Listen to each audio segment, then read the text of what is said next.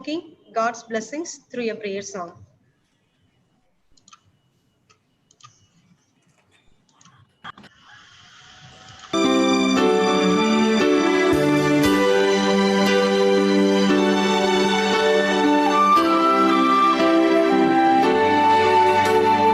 God will make a way where there seems to be no way.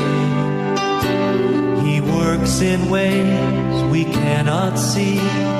He will make a way for me. He will be my guide, hold me closely to his side. With love and strength for each new day, he will make a way. He will make a way. Oh, God will make a way where there seems to be no way. He works in ways we cannot see. He will make a way for me. He will be my guide, hold me closely to his side. With love and strength for each new day, he will make a way. He will make a way. By a roadway in the wilderness, he'll lead me. And rivers in the desert will I see.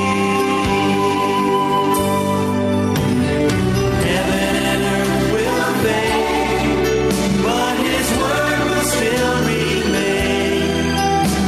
And he will do something new today. Oh, God will make a way where there seems to be no way. He works in ways we cannot see. He will make a way for me. He will be my guide, hold me closely to his side. With love and strength for each new day, he will make a way. He will make a way. By a roadway in the wilderness, you lead me. Rivers in the desert will I see. Heaven and earth will fade, but his word will still remain. And he will do something new today. Oh, God will make a way where there seems to be no way. He works in ways we cannot see. He will make a way for me. He will be my guide, hold me closely to his side. With love and strength for each new day, he will make a way. He will make a way.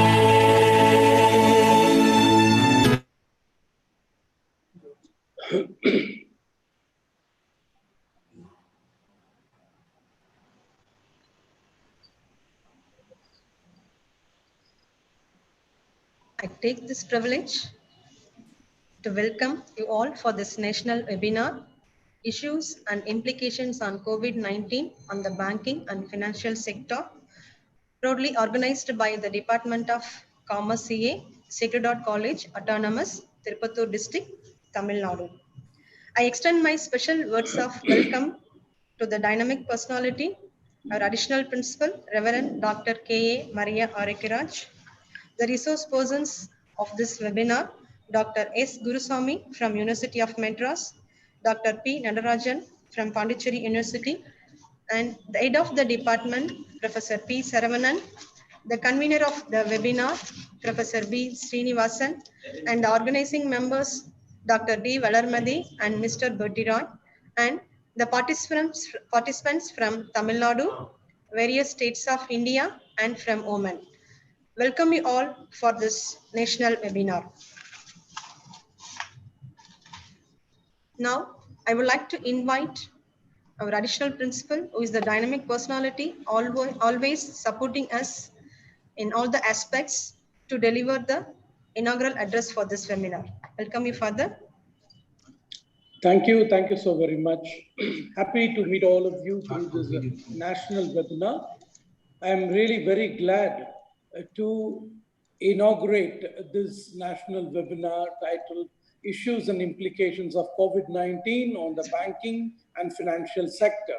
At the outset, I just would like to congratulate the Department of Commerce, CA, Sacred College, Tirupattur, for this venture during this very difficult times. The whole world is actually going through this particular crisis, I should say.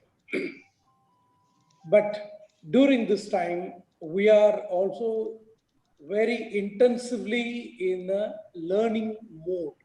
So I would like to congratulate them for taking this step. Recently, one of my friends went to a local bank here in Tirupattur and applied for a loan. So he went through all the process. He was completely eligible for the loan, but still the bank was not ready to part with the money.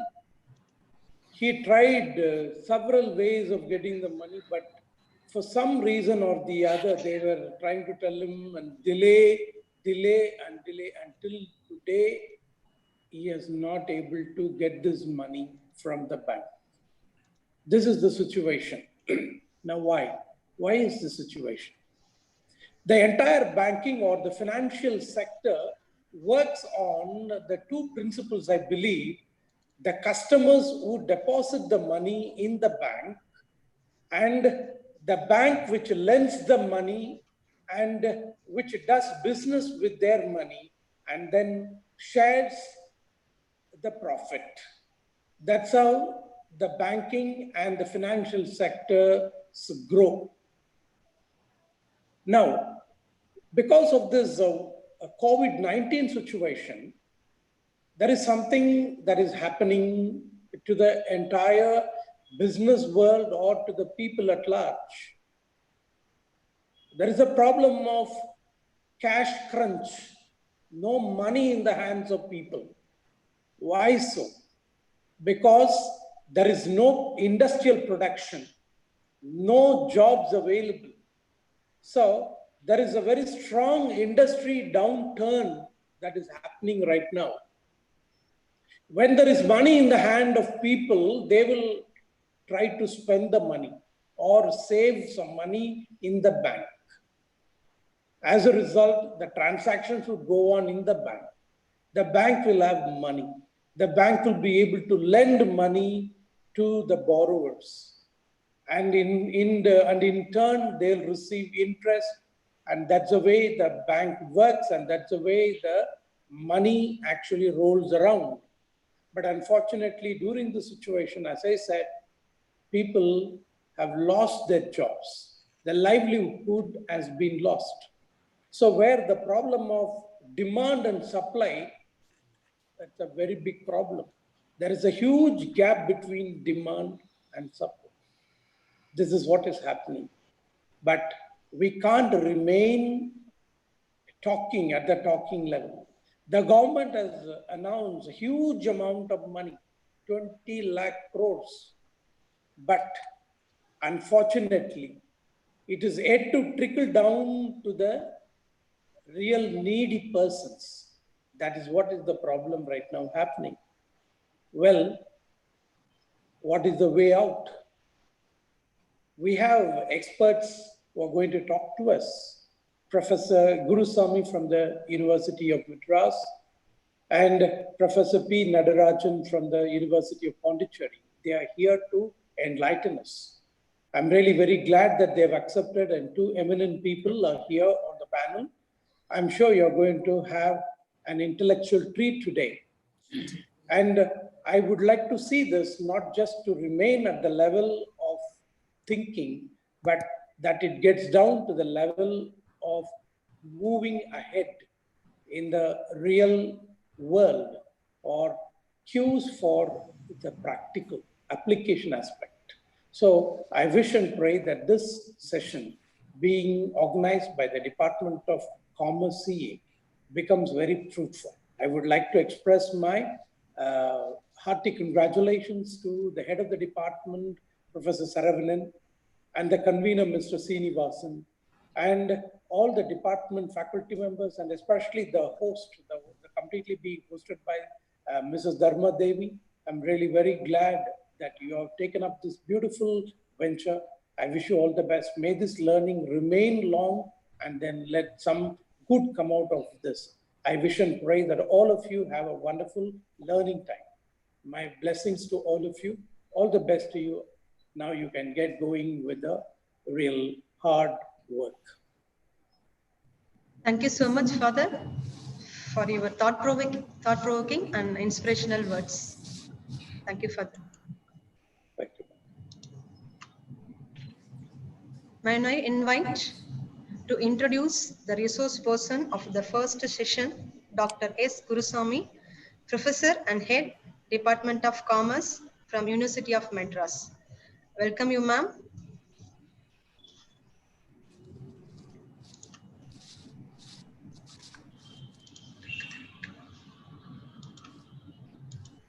So a very good morning to one and all. It is great pleasure to welcome resource persons and all the participants for joining us in this webinar. It is great honor for me to introduce and welcome the resource person for today's national webinar, session 1, Professor Dr. S. Gurusamy. He is well known for his work in the field of education. He is the former professor and head Department of Commerce, University of Madras. He is the chairperson in the School of Management. He was the director in planning and development and director in charge for UGC and HRDC in the University of Madras. He has played a variety of roles. I mention a few.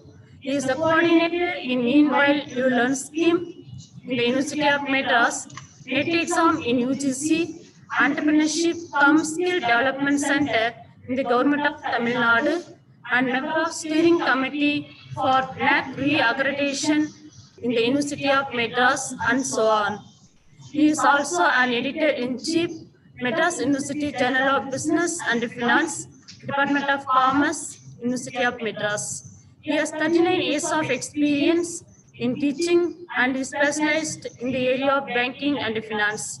He has been produced 25 doctorate in commerce and still guiding another 8 PhD research scholars. He has been principal investigator and project director for various funded projects by the UGC and ICSSR. I am very proud to say that currently he is undertaking a joint research program in collaboration with the Department of Finance, National University of Singapore on the broad area of banking and finance. He has authored several books and also published more than 100 research articles in various reputed national and international journals, and also more than 60 papers presented in various seminars and conferences. He also organizing many number of seminars, workshops, and refresher courses. He is a member of various professional associations and also awarded Academic Achievement Award 2012 by the University of Madras, Lifetime Achievement Award 2019 by the Bharathidasan University, and nominated for Man of the Year 1995 award by American Biographical Institute, USA. I am very happy to introduce such an eminent person with us. We are honored by your presence on this occasion, sir. We welcome you, sir. Thank you so much. Shall I proceed? Yes, ma'am. Thank you, ma'am. for your brief introduction about the resource person. Yes, sir, you can take over the session, sir. Wonderful. My pleasure to be here, to be part of this wonderful national webinar being organized by the Department of Commerce, CA of the very famous Local Arts College. And I would like to, at this juncture, compliment and congratulate every faculty member of the Department of Commerce, CA, more particularly Professor Dharmadevi, Professor Saravanan of the head of the Department of Commerce, and Professor Valarmadi. And I would like to thank her profusely for, especially for introducing me in such a lengthy fashion, and would like to compliment the entire institution for taking up such a wonderful initiative, organizing this national level webinar on the issues and challenges confronting the banking and financial services sector post COVID-19. And I would like to welcome my own friend and my own good friend, Professor Natarajan from the Pondicherry University Department of Commerce. And I will be taking another 45 minutes. So in the entire 45 minutes time, I'll be taking you and I'll be talking to you about the challenges, the issues and challenges confronted by the banking sector post-COVID-19. And I have divided my presentation, webinar presentation, into as many as 5 parts. In part 1 of my presentation, I'll be talking to you about the background of the banking sector. And in part 2, I'll be talking to you about the issues and challenges. Part 3, I'll be talking to you about the impact, and then about the measures. That will be part 5. And finally, what lies ahead for the banking sector as far as India is concerned. Now, let me talk to you first on the background of the banking sector. I'm not here to specifically, in fact, I have forgotten to mention a very vibrant additional principal of this wonderful institution, Dr. Reverend Father Maria Arokiraj, for providing all the support to the faculty members of the Department of Commerce, CA, for this wonderful initiative. And coming to this background of this banking sector, all of us know pretty well that banking is considered to be the engine of the growth of any economy in the world, and India is no exception. Because bankers as such, they deal with money. And in fact, Reverend Father Maria Arukiraj was making a mention about the fact that banks are not willing to lend money. And of course, I will come to the story a little later. And banks, all said and done, providers of money. In fact, banks do have 2 important functions to carry out. One is the acceptance of deposits, the other one is the lending of money. So when it comes to lending money, it is the banking sector which provides the much needed support for the economy to grow and develop. In fact, if you look at it, many of the policy initiatives, many of the programs that are formulated by the government, both at the center as well as at the state level, will require the active assistance and support from the banking sector for those policies and programs to be implemented to benefit the entire lot of the community, whether it is social community or the business community for that matter. In fact, Reverend Father was making mention about the grand 20 lakh crore of the fiscal stimulus package that was infused by the government of India, and he was very skeptical, and he was saying that it was not reaching out to the needy. And we will take a look at as to how the banks have been responsible to make this happen. And of course, Indian banking system has a long history, and we know pretty well we have the 2 important system of banking. One is the public sector banking, other one is the private sector banking. We also have simultaneously for a very long period of time something called the unorganized banking system. In fact, we used to be talking about we used to be criticizing the way the Indian banking system has been organized for long, because we have consciously and unconsciously allowed the simultaneous growth or simultaneous existence of the unorganized sector of the banking system, wherein the money lenders, indigenous bankers, is very, very active in providing the much needed credit on a timely fashion for all those who are in need of it. For example, the Indian the agriculture sector, more particularly, if not the Indian industrial sector, was dependent more on the money lenders, indigenous bankers, and the money was not forthcoming. It was not available for the agriculture farmers for them to carry out their activities, because money was not available, because banks were not willing to lend money, and they had to therefore go to the indigenous bankers and money lenders who charged exorbitant and skyrocketing rates of interest, and that resulted in a kind of a situation, chaotic situation, where the farmers who borrowed money, they eventually become bonded laborers, and they had to lose everything. Then they had to lose their property, they had to lose so many things, and therefore there was not much of a thing that was happening in the realm of development. Rural development was not was was not taking place at the required level. And of course, the industrial sector, if you look at it, and it was dominated with the private sector, and even the banking sector, most of them was in the private domain. And therefore, what happened was in the year 1969, Madam Prime Minister, late Prime Minister Indira Gandhi took the very bold step of nationalizing the banks.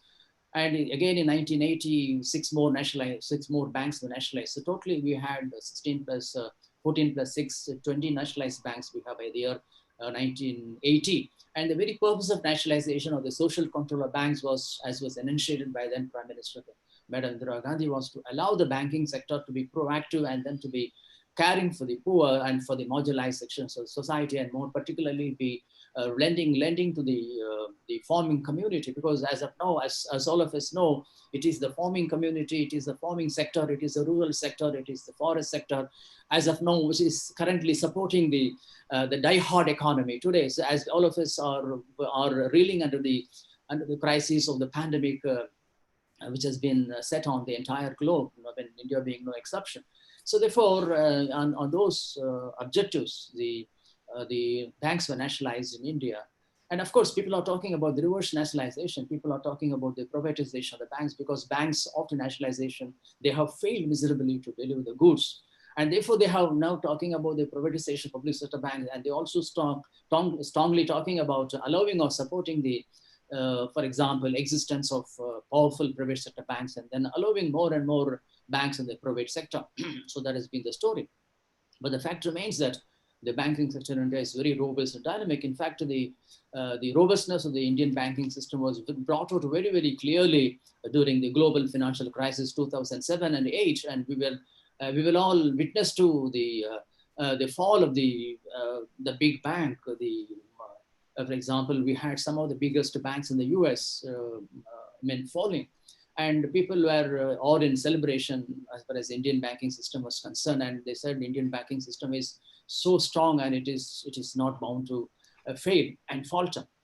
And that is the robustness of the Indian banking system. And we have come a long way. For example, what we had some years ago, see the brick and mortar system of banking. Now we have the e-banking, we have the virtual banking, internet banking. And there has been a total transformation. There has been a total revolution in the realm of banking, and with the big fintech firms that are coming in a huge way, banking sector is redefining itself, and it has to do that in order to secure its existence. In fact, the banking people are going in for what is called the open banking system. This is what we made a mention in the last webinar also. Therefore, there is more towards the virtual banking and the open banking, and the banking people are open to any type of collaborative way of delivering banking and financial products.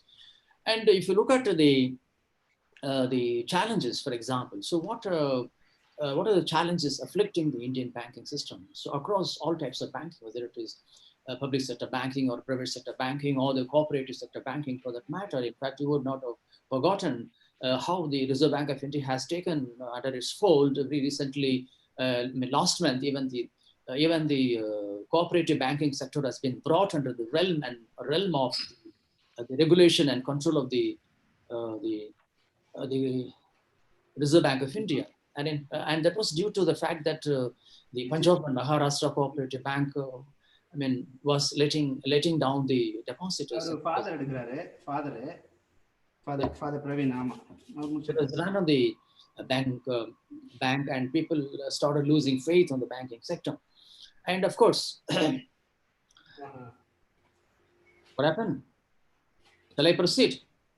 Yeah, able to get. Ah, right. Yes. So for a very long time, the banking sector has been reeling at a lot of pressure, confronted with the problem of, for example, the revolution that is happening in the realm of the banking, particularly core banking solutions, internet banking and solutions. As I said, new challenges that are emanating from the big fintech firms which continue to innovate newer and newer products, which are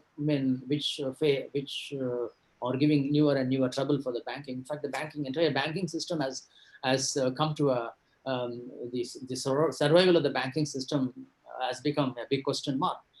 And so, what is to be blamed for the kind of ailments with which the banking system is faced with?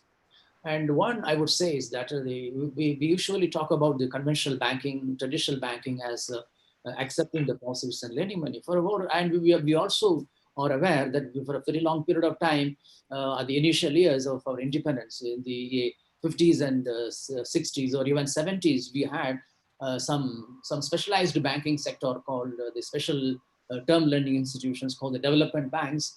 And we had such banks as the IDBI, for example, ICICI Bank, IFC, and so on. So these were the specialized financial institutions which were providing loans and advances for a longer period of time.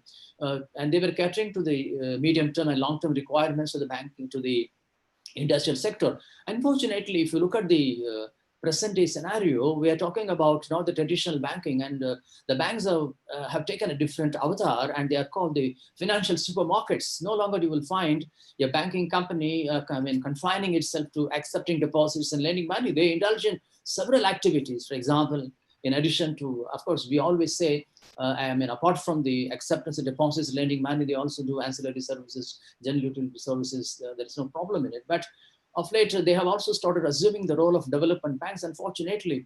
And of course, they are also, they are into the insurance segment, merchant banking services, venture capital financing. So they have taken, avatar, or they have put their heads into different kind of activities. So, and that's why they are called financial supermarkets. And this here is a problem. And people, in fact, 6 months ago, there was an issue about the banks facing asset liability mismatches, because banks accept deposits for a short period of time, maybe for a year or so, or maybe for 2 years or 3 years. But when banks assume the role of development banks and lend money for a period of 5 years and 10 years, then the issue becomes very difficult for the banks to manage, because the money will not be forthcoming from the industrial sector when the industry is failed. For example, as you see now, there is, even before the pandemic set in fact, India faced the biggest problem of dip in every kind of activity. The industrial activity was falling, and therefore the economic, and therefore the employment was not there available much, and therefore there was a fall in the income, and therefore there was a contraction of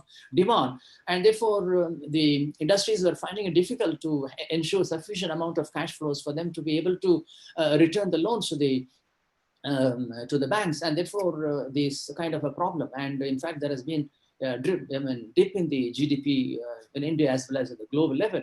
So this kind of a situation has resulted in the banks facing several problems. And nobody can ever forget about the mounting NPAs, the non-performing loans, which is the biggest threat, which has come to be faced by the banks as the biggest threat of survival as to how banks, when they lend money, are not able to recover the loans. And unfortunately, many of those who have taken loans from the banks, particularly from the public sector banks, they have become wary of returning the money, and they have several excuses for them to not to repay the money. There are big shocks of business enterprises, like, for example, we had the Kingfisher airline proprietor and several other people. They were actually they were defrauding the banks, and the bank frauds. In fact, when it comes to lending money, there is quite a lot of fraud that used to happen. And quite a lot of these business houses, the corporate business houses, take advantage of the the laxity in the banks when it comes to lending. In fact, when my teachers in my college days, my teachers taught about the 3 C's of lending, namely the character, capacity, and capital. In fact, with the banks getting listed, and you will find, unfortunately, the banks being, people are talking about the professionalization of banking management. People say banks are professionally managed, and in fact, when it comes to professional management, they are only exposing themselves to when it comes to lending to the corporate houses. And these corporate entrepreneurs, so they somehow manage to get some assistance and some support from maybe some political people, and then they get into obtaining loans from banks. And in fact, we cannot forget the fact that as to how Malaya, for example, has taken huge lot of loan, close to 10,000 crores or 12,000 crores from the IDBI bank. And in fact, the IDBI was once the development financial institution in the Indian landscape, and it lost the identity and took a different avatar and became a bank. And that bank again went to lend to a person whom the bank thought will be a legitimately a shrewd businessman. And unfortunately, that businessman turned out to be an uprightly dishonest person. And that's how the kind of business people we have. Unfortunately, we should accept the fact that not all business people are really willing to take the money and then to repay the money. There is a lot of what is called the non-repayment culture, which is gaining ground among the business houses. And that's the reason why there is hesitation, why there is reluctance on the part of banks from lending money. However much your legitimacy, for example, your goal might be right, your plan might be good, and you must be having a viable business plan. In fact, Reverend Father was making mention as to how the banks are not willing to come forward to lend money to the needy person. And of course, this is what exactly, and these banks are also fearful. Then, in fact, they have given, thrown to the winds the 3 C's: character, capacity, and capital. And they are fearful of the 3 C's, the CAG, for example, CVC, for example, and the other important CBI. So they are worried about these agencies. So when there is when they falter, for example, when they do not adhere to the practice of sound lending, for example, and then lend money like this, and then they fear that they may end up in court custody, and therefore there is a fear among the banks, and more particularly the public sector banks. Therefore, they are not willing to lend money. And there's also another problem, and there is another trouble being faced by the banks, more particularly the public sector banks.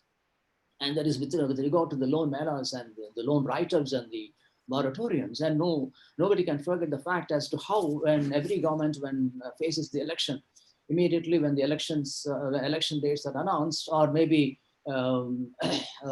anticipating the election announcement, you will see political parties vying with each other, making announcements about the loan waivers and then loan write-offs. In fact, there is a concerted effort on the part of the lobbies, former lobbies. Of course, I'm not saying that the farmers should not be given protection. In fact, the farmers need all the support and protection from the government, and if the government is fantastic doing its job. But the farmers lobby, they go all out, including the big farmers. In fact, the big farmers in India, they're not paying taxes, whereas the salaried people, however little they earn, they are being taxed by the government. So with all this, whenever the elections are announced, these people always go out and ask the government for so many concessions. One such concession is the loan waiver and the loan write-offs. And you can just imagine what kind of effect it has on the health of the banking system. In fact, the public sector banks, unfortunately, happen to have fallen prey to this kind of a tendency on the part of the political masters every now and then. And it did happen. In fact, way back in 1990s also, for a long period of time, close to 30, 40 years, this has been the practice. And when banks go for write-offs, and then when they go for a waiver of loans, so what kind of a culture the people who have borrowed money will have? And they will always be waiting for an opportunity for a political party to come into picture and then to make an announcement about the loan waiver or the loan write-off. And this has to a great extent dented, for example, the culture, the repayment culture of the people, and therefore they don't find it anything advantageous for them to return the money. And this is again a biggest problem. And then I was talking about the digital platform. In fact, if you look at the digitalization, and people are talking about the fact that the big fintech firms, they have come handy. In fact, and that is all about the open banking system. Banks are supposed to have an open mind, and then to make their banking practice open to any kind of innovation to come in. And that's how you have seen now the payment banks, which have revolutionized the whole gamut of banking. And you have different payment wallets that have come about, and of course they have made the entire banking system a pleasurable exercise. The way the banking is transacted is totally different. And all these challenges have actually impacted many of the important key performance parameters of the banks. For example, when it comes to evaluating, assessing the performance of banks, I would say one of the important performance measure of the banking institution is the NIM. And if you look at the NIM, if you look at the last 2-3 quarters of NIMs, of course, between the public and private sector banks have taken a huge knock when it comes to the NIMs. The spread is getting narrower and narrower thanks to, and of course, there is also another aspect. If you dissect the NIM, the net interest margin, the amount of money the banks accept of deposits, the kind of deposits they are accepting, and the CASA, you call it as the CASA. If the composition of the CASA deposits and non-CASA deposits, and the proportion is higher with regard to the CASA deposits, which are least cost deposits, for example, saving deposits and current account deposits. Therefore, the cost of funds for the bank will be lower, and therefore they will be able to lend money at a higher rate, and therefore there will be a substantial margin available for the banks. But now there is a margin available, but there is also shrinkage in deposits, and there is also flight of deposits. Now the banks also have to face competition from not only, especially the public sector banks, they have to face competition not only from the private sector banks, greening, for example, evergreen private sector banks. People started shifting themselves to the private sector banks because of the fear of fall of the public sector banks, and of course that is not correct. And banks, for that matter, any bank can fail. So what is important for a bank to flourish is the trust and confidence of the public. For example, if the public sector banks do not have confidence, it will have a run on the banks, whether it is irrespective of the fact whether the banks are in the public sector domain or the private sector domain. We cannot forget as to how the GTB, the Global Trust Bank, which had the trust and confidence of the people, at large at that particular point of time, failed miserably. And it was in fact had to be rescued by one of the public sector banks. The Oriental Bank of Commerce had to take over, and therefore similar such cases happen. It is not that the private sector banks are so strong and public sector banks are so bad.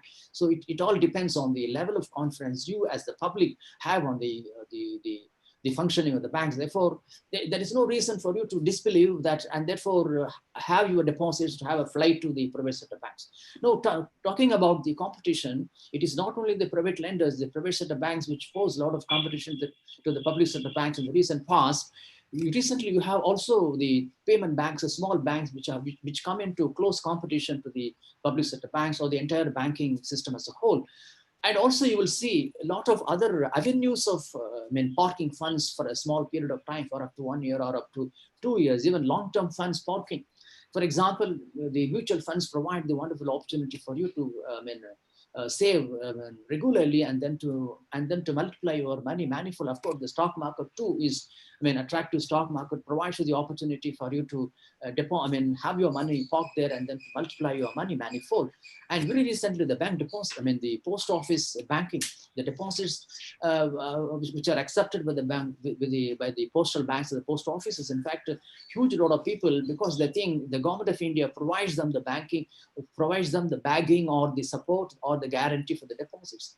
And therefore, facing the crisis, the pandemic crisis, the crisis of confidence and faith, many of the general public, they're shifting slowly, constantly to the postal banks. In fact, there is seen a surge in the amount and the volume of deposits received by the postal banks. And this only shows as to how the banks, for example, how the banks are, finding it very difficult to manage their deposits. I think the years to come, the banks will be finding it very difficult, because they are slowly losing out to the postal banks. And so this is again another problem which the banks are facing. So they have to find it very difficult to manage this CASA. Therefore, there is a decline in CASA, and therefore, with the low cost deposits diminishing, and they are finding it very difficult to have a good margin. And most of the banks, more particularly the public sector banks, have a huge challenge with regard to for example, the capital adequacy ratio. So there is, in fact, people are talking about the reason, in fact, the public sector banks, when we had the nationalization 1969, 1980, by 1980, we had 20 plus 7 plus 1. So 20, as many as 28 public sector banks were there, including the State Bank of India, the behemoth, and its 7 subsidiaries. And now, as of now, after consolidation, we have 12 public sector banks, and as many as I should say 21 private sector banks. Fortunately, there is a huge, the number of private sector banks have gone up in number, close to 31, 13 new, old generation private sector banks and 8 new generation private sector banks, and therefore it is 21, and it is only 12 in the case of public sector banks. And thanks to the constant efforts made by the finance ministers of India continuously in every budget making or budget presentation, they used to be talking about as to how it is necessary for the government to, for example, capitalize or recapitalize the public sector banks, make them stronger, because they've been losing money. Because when you allow the public sector banks to, for example, fritter away the money by way of loan write-offs, by way of loan mailers, for example, so it affects their ability to survive. That because the capital is gone, the capital is getting dwindled, and therefore the government has to step in, has to recapitalize, and the government has been spending taxpayers' money, crores and thousands of crores of money are being infused, and probably. In fact, one of the recommendations of the very famous Narasimham committee was to allow the public sector banks to merge, and he was advocating about the consolidation of banks, and it did happen, and now we have as many as 12 strong public sector banks. And the reason why the government has gone in for this the consolidation phase, because the government strongly believes that when banks are big, they are too big to fail. So when you allow the banks to be stronger, to be bigger, and then it will be very difficult for them to fail. And that is what the theory. And it may not, I do not know that it will really work or not. So therefore the recapitalization. So in fact, the rating agencies now and again been talking about the need for the government to infuse more and more money into the public sector banks in order to make them, relevant and make them to contribute continually to contribute to function. So that is what the kind of challenge is being faced by the banking sector. Now we'll move on to the COVID-19 pandemic impact. Of course, every one of us is coming across or is feeling the pinch of reeling under the pressure of the pandemic that has caused a huge dent on our psyche, more particularly and of course there is not, this is only a temporary phase, all of us know. So what kind of impact this this disruption is likely to have? In fact, in my introductory presentation, I made a mention as to how the banks, irrespective of the kind of bank, public sector bank or private sector bank, they're facing the problem of the non-performing loans or non-performing assets. And this is going to be a huge problem for the entire banking system unless and until this is thoroughly taken care of. But how to take care of it? It's very difficult. In fact, in my last presentation, I made a specific mention about what is called the balance sheet depression, as to how when a company acquires assets during bubble time, and when it now in a pandemic kind of a crisis situation, the value of the asset comes down.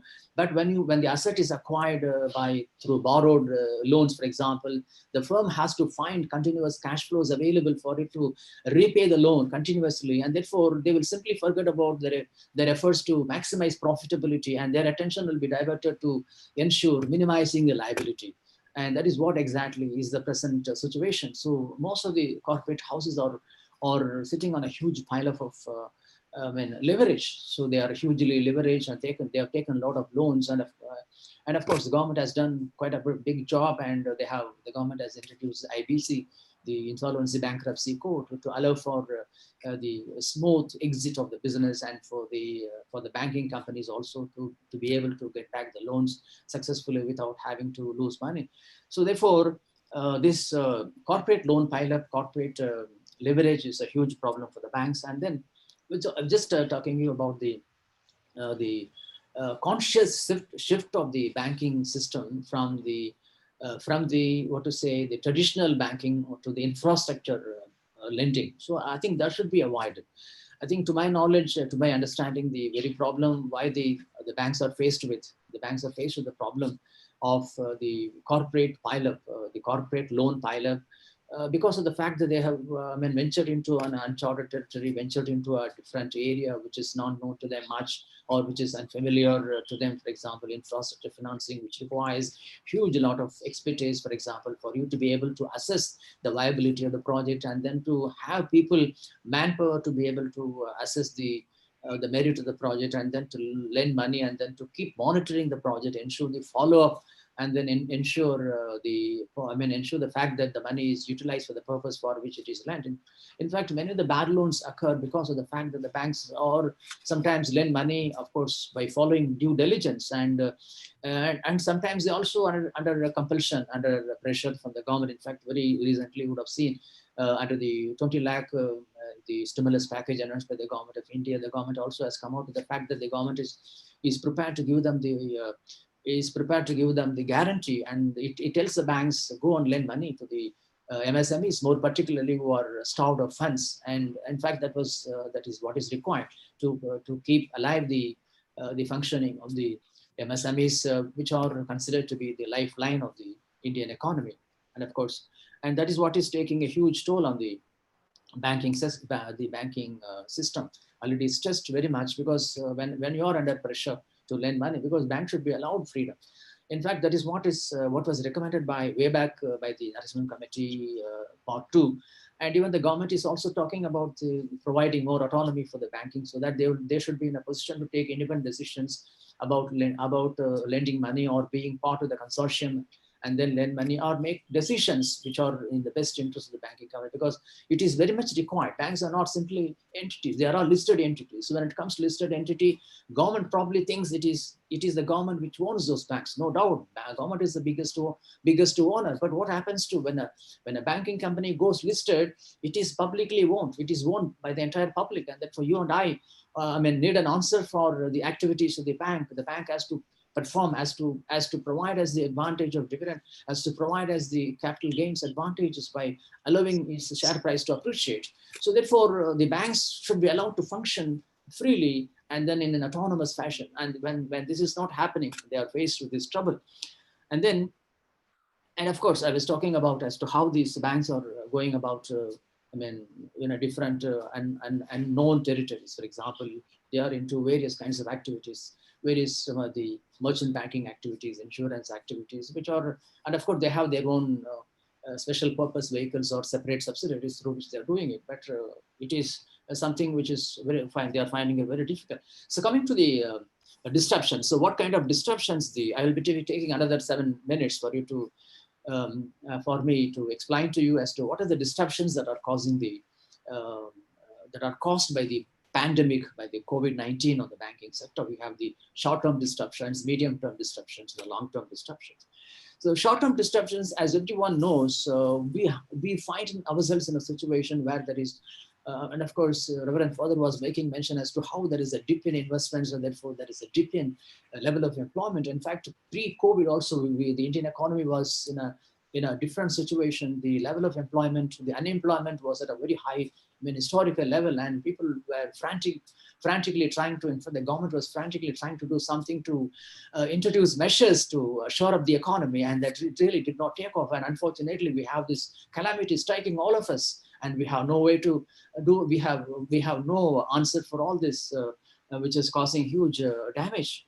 And in the short run, there will be default, because there is a contraction in the income. In fact, the income level has gone down for many of people. They are not receiving salaries. In fact, there are layoffs also, retrenchment too, because having no job or no activity, companies or even small enterprises are laying off people. Therefore, there is a contraction of income, and this affects their ability to repay. And of course, one cannot forget the fact that as to how the government has come out with 3 months moratorium, 6 months moratorium, and this 6 months or 3 months moratorium is only a temporary panacea. This only temporary measure is not going to give any big advantage for the borrowers, because borrowers are not going to go away. They cannot get away from repaying the loan. It is their responsibility. If not today, if not tomorrow, they have to repay after 3 months, after 6 months, along with the interest. So it will be more of trouble when the time comes for them to repay the loan. Therefore, the loan moratoriums are not in a way are beneficial to the borrowers, and therefore the default in loan repayment is possible. And then when it comes to difficulty, see during the pandemic period, when there is a lockdown especially, so you are not permitted to go out, and therefore you will find it very difficult to manage your banking activities when you are not allowed. Of course, the virtual banking system, which is available now, allows you to operate from your own place, and that is really a fantastic thing. And then there is a possibility that there will be disruption to the domestic operations. And of course, in my previous presentation, I made a mention as to how the SME, small, medium enterprises, are very much impacted by this lockdown. And then there is medium-term interruptions, particularly when it comes to the point that I'm trying to make is that there is a possibility that the general preference of the people will change. For example, there is a great possibility there will be a change in the behavior of the people, the way the people think, the way the people spend, the way they, for example, view things. And therefore, this is going to have a lot of impact on their ability to spend money, and therefore it will have a dent on the banking sector also, because there may not be enough opportunities for the banks to lend money. Therefore, it will have an impact on the credit deposit ratio, so which is also important for keeping the banks at a healthy level. So there will be rising preference for the digital transactions. And if you look at the long-term disruptions, so now we are in a pandemic situation, and of course, this might not last long. Definitely, I'm confident that maybe very soon, in about few days or in about few weeks' time, you will have a new vaccine made available by our own Indian scientist, and that's going to entirely alter the entire the entire dynamics of this the pandemic. There'll be no pandemic at all after some times, and people, the employees need to reskill themselves. So when it comes to banks, the banks have a challenge, and they have to overcome the challenge. They have to they should allow the employees to reskill themselves, and then there used to be a lot of preference for example, for the people to have asset-backed instruments like the gold, etc. And there is also a possibility for the people to have shift to the stronger banks or the bigger banks. Smaller banks may suffer. And of course, there is no need for us to worry, because we have all 12 public sector banks as far as India is concerned.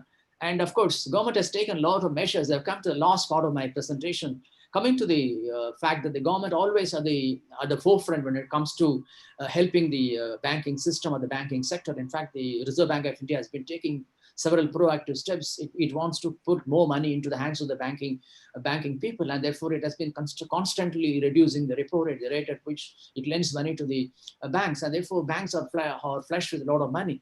And of course, it is necessary that this is transmitted in real terms to the general public, and therefore, and there is also another facility called the marginal standing facility, where the banks are finding it difficult to have money. They can always approach the Reserve Bank of India for temporary facility, which is always available.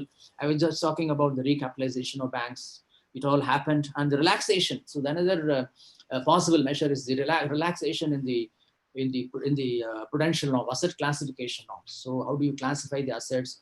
Maybe within 30 days, within 90 days, if the loans are not repaid, you classify it as a bad loan. Maybe if there is a relaxation, I think from 90 days to maybe 120 days, it will provide a leeway for the banks temporarily. And so what needs to be done? I'm just coming to the last leg of my discussion. So what needs to be done? So it is important for the banks to build their strength through constant innovation, by being open to take up any innovation or technology, because as I said, big fintechs or big fintech firms are there in the open. They are coming out with the newer and newer apps, and then they are trying to supplement the banks. Therefore, the banks should come forward, take up those advantages, be innovative when it comes to designing a product and then making available, maybe designing their own delivery channels, and then provide the big advantage to the community at large. Of course, banks should not feel shy of making best use of the technology that is available, including artificial intelligence, big data, for example. and then the blockchain technology. So all these technology definitely will go a long way in trying to, in fact, it is the psychology of the people who come to the bank for borrowing can be predetermined. And of course, we have the credit scores available, and through big data, how a person logs in, what kind of behavior the person has exhibited in the last 1 year or 6 months. This information can be collected and collated, and therefore the banks could come to an idea whether the person who comes to borrow has the relevant capacity to borrow, relevant culture to, relevant capacity to borrow, and then relevant culture to repay, and so on. So I think the modern techniques will be of great advantage for the banks. And the years to come, definitely banks, you will see the banking sector being, trying to be very, very dominant, very, very dynamic, continue to help, continue to provide resilient, robust support to the government, help every section of society, and help the economy grow. So therefore, these are only passing phases of life, when passing phases of in the history of the banking system. You will have a better future, and definitely, I think we will be able to come out of this situation, and we will enter a new world which is totally different, and a different world we will be in. So I would like to, at this juncture, take this opportunity, thank the organizers, more particularly Professor Dharmadevi, Professor Valarmati, Professor Saravanan, for taking this wonderful initiative, for organizing this national level webinar on the issues and challenges confronting the banking and finance service sector. And would like to compliment them and thank and compliment all the participants for listening to my presentation. So thanks a lot. Thank you so much. Bye bye now. If you have any questions, I'm ready to take. Yes, sir. Yes, sir. Thank you so much, sir. Thank you so much for your relevant, informative, and detailed addressing on the issues and implications in banking sector and the pandemic period COVID-19, sir. So we have received many questions from the participants. On behalf of them, I would like to put forth a few questions, sir. The first question, what could be the revival strategy of banking sector in the post-COVID era? The question was raised from Dr. Sankara Narayanan. I repeat the question, sir. What could be the revival strategy of banking sector in the post-COVID era? Fine. So when it comes to revival strategy, as I said, banking system as such now is facing several challenges. Challenges with respect to the very existence. As I said, there is a challenge with regard to the deposits. There is a threat for the deposits. People are not that much willing to deposit money because there are quite a lot of alternative ways of parking money about, including, for example, the mutual funds. The post offices are coming out with a huge, they'll be posing huge challenge for the banking system. And the banks, as I said, have to redefine themselves. As I said, they're allowed to go for open banking. They're allowed to collaborate with the big fintech firms, and then try to be as innovative as possible, and then try to take their expertise. For example, as I said, banks should be forthcoming when it comes to using the modern technology, including the artificial intelligence, the blockchain technology, so that there is a possibility they could provide the better or the best kind of virtual banking solution for the customers.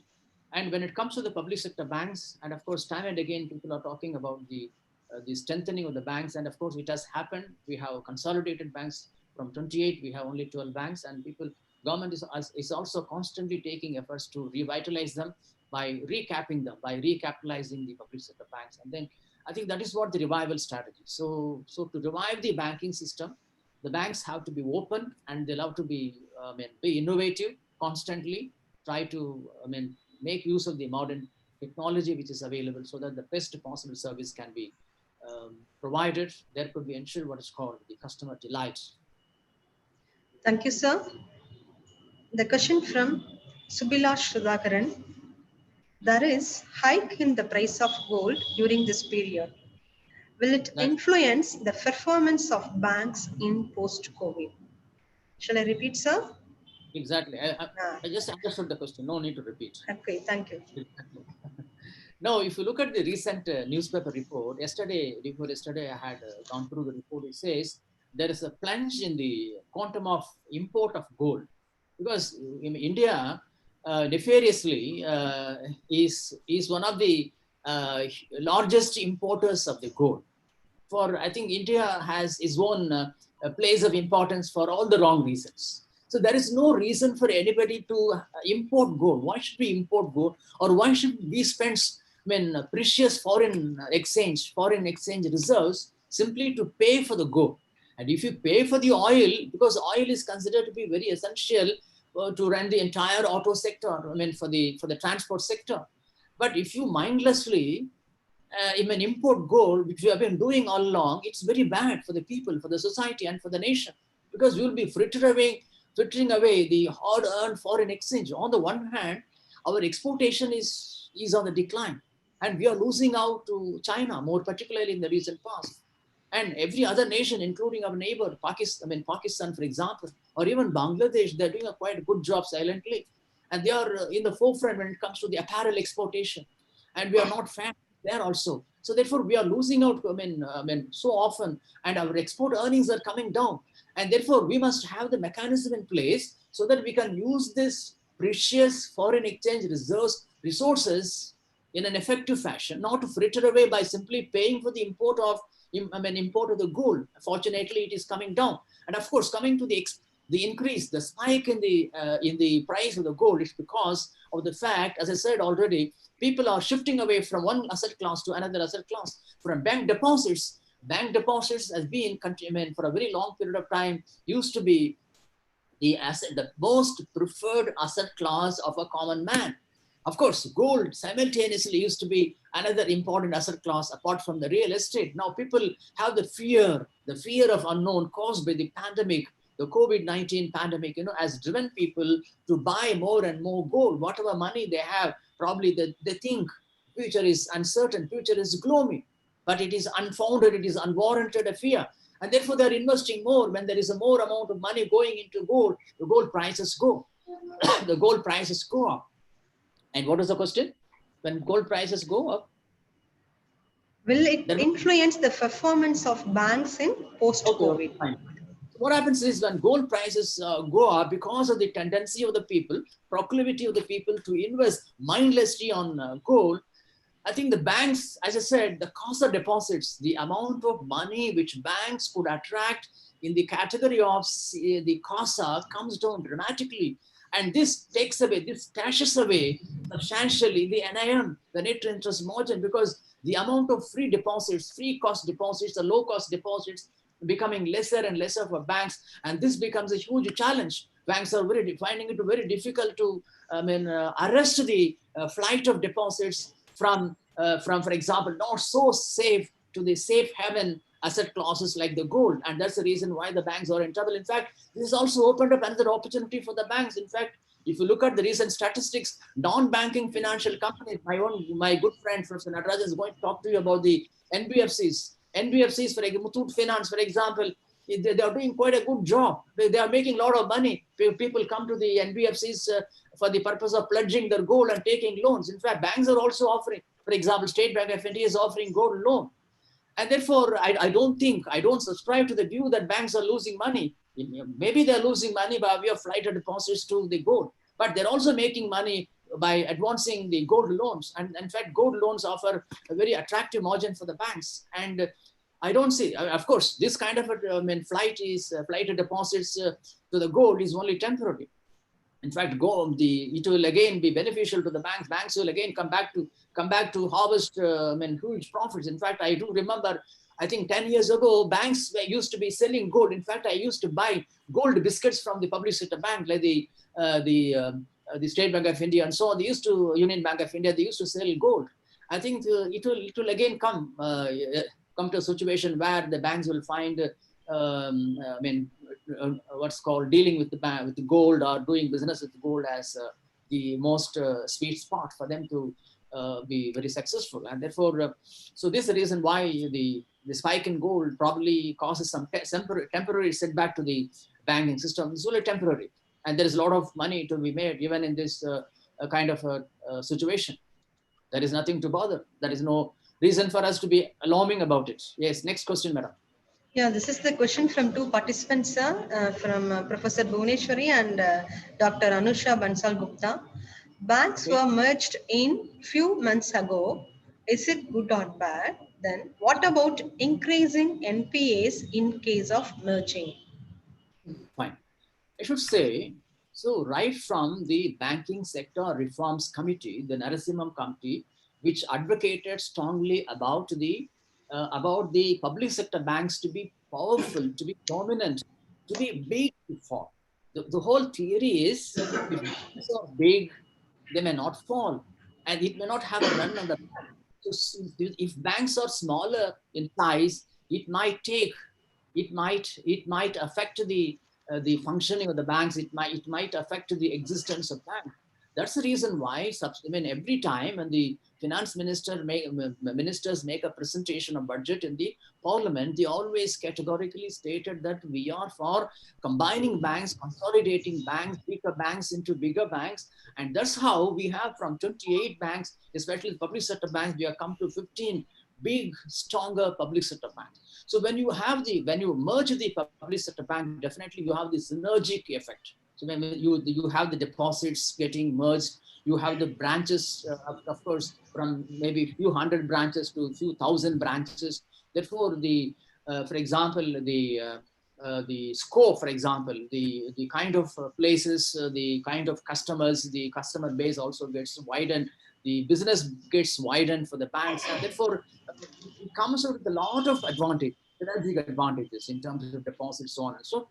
No doubt, this merger and consolidation has in the process also has led to a situation where the banks have the flood of NPAs, the non-performing loans. And of course, as I said, this is only a temporary phase, especially when a bank merger happens. Definitely this kind of situation will arise. For example, a smaller bank, a weaker bank, which had a huge NPAs, for example, is merged with a better bank or efficient bank, profitable bank. The bank which is profitable all along, for example, the Canara Bank, the Bank of Baroda, they've been all along very good, very strong. And when they have to take over a smaller bank, a weaker bank, it is bound to happen. But it is supposed to stabilize. Maybe, of course, all of a sudden, nobody expected a pandemic kind of situation will set in and will derail the entire process of achieving the synergic effect.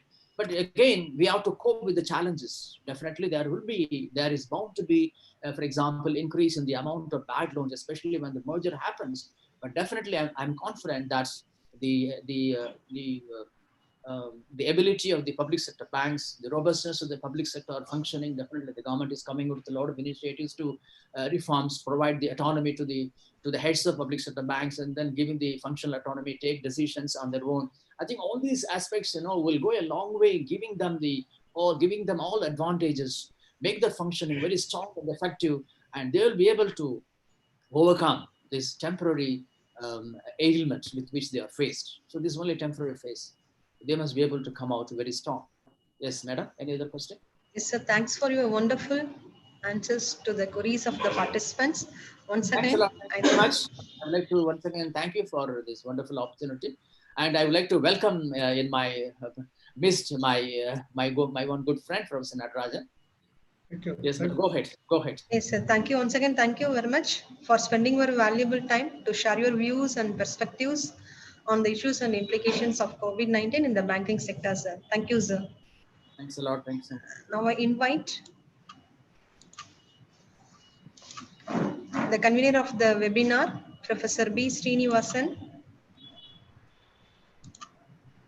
to introduce the resource person of the second session. Welcome you, sir. Good afternoon to one and all here. I'm taking privilege to introduce and welcome our resource person for the second session of national webinar.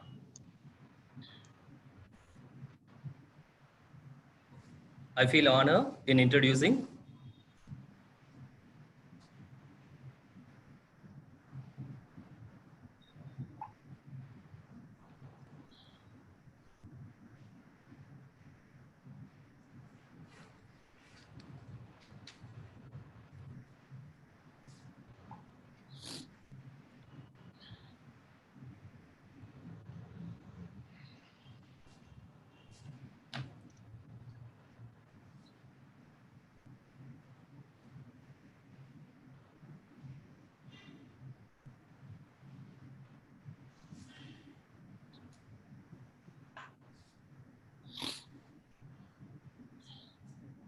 Thank you. I feel honor in introducing Dr. Natarajan, who is working as a professor in the Department of Commerce and School of Management, Pondicherry University. Sir is specialized in the area of entrepreneurship development, human resource development, and organizational behavior. Sir has gained 3 decades of teaching experience and guided 60 MPhil scholars and 26 PhD scholars, and currently he is guiding 5 JRF scholars. He has served in various capacities like being a coordinator in UGC, SAP, DRS2. Sir has been additional controller of examinations, NSS coordinator, NSS program officer, Red Cross zonal coordinator in Alagappa University. He is one of the member in the board of examinations for PhD and board of examination member in various universities. He has authored many books and published 85 research papers in peer-reviewed journal. He has also attended a number of national and international conferences, seminars, webinars, workshops, and delivered more than 120 lectures. Sir has been awarded with the Lifetime Achievement Award by United Writers Association and the Best NSS Officer Award in the year 2005 by the Alagappa University. I'm really very happy to introduce such a versatile personality. We are very happy to have you, sir. We are eager to quench our thirst of knowledge with your resource. Welcome, sir. Now may I call upon Dr. Natarajan, sir, to take over the session. Thank you. Thank you for your nice introduction. Welcome, sir. The revered father, Dr. Aragiraj, the vice principal of this, additional principal of this great institution, Sacred Heart College, which is one of the very reputed college in the Tamil Nadu. The head of the department, Mr. Saravanan, and Dr. Vallarmati and Dharmadevi, and other colleagues in the Department of Commerce, and my dear friends who are viewing this webinar through the web link, thank you guys. And good afternoon and all. So in a way, we are usefully spending our time by means of engaging ourselves in academic activity in a very fashioned way, with the modern technological gadgets. So in a way, we have to thank the corona. Otherwise, this opportunity would not occur. So first of all, I extend my hearty congratulations to the organizers of this webinar on the issues and implications of COVID-19 on banking and financial sector. And so far, my dear friend, Dr. Gurusamy, the professor and head of University of Madras, has given a very lucid presentation on the COVID implications, COVID implication of the banking sector. Now, I would like to dwell upon the another vital component in the banking, financial services, and insurance sector, what is popularly called as BFSI sector. BFSI sector, banking, financial services, and the insurance sector. In that, one important component is the non-banking finance company. Okay, as you all know very well, this COVID pandemic has not leaving any entity. It has created a kind of shock across the globe among all entities, including the individuals, institutions, government, and economy at large, the national level and global level, everywhere, all aspects, all the dimensions, it has created the effect. And that's why this economy, this crisis, global health crisis, this global health crisis has affected or impacted or impaired the whole system, national system, as well as the global system. Okay, so at this juncture, it is very particular to look into the details of the implications of COVID on a particular sector. As you all know, it has affected every sectors of the activity. So naturally, the banking and the financial services sector has also been affected very seriously due to this pandemic. And in that, what is the significance? Why I have chosen? There are 2 sessions in this webinar. One is addressing towards the banking, and another one is towards NBFC. Purposefully, I gave a topic on NBFC because which is gaining momentum in the last decade. So that's why it is very particular to have a discussion on the status of NBFC in the present scenario. Are they able to survive? Are they able to thrive? Will they continue to serve for the economic betterment of the country? So in what way the NBFC sector has been affected, and what are all the remedial measures? How to navigate, how to sail the ship, that is NBFC ship, in the turbulent sea. When the sea is getting turbulent, it is very difficult to sail the sea, sail the ship. So then similarly, these banking and financial institutions are also finding difficulty in sailing, that is surviving in this lockdown situation, as well as in the global economic recession condition. Okay, whatever it is, so we have to adopt a strategy to withstand and then survive. So that's why survival and thrive is the mantra of these present day circumstances. So with all extra self-motivation, individuals and institutions and the government should take up all-round efforts and strategies so as to withstand the challenges. Of course, it's a challenge for everyone, every creature. So it's a challenge for institutions also.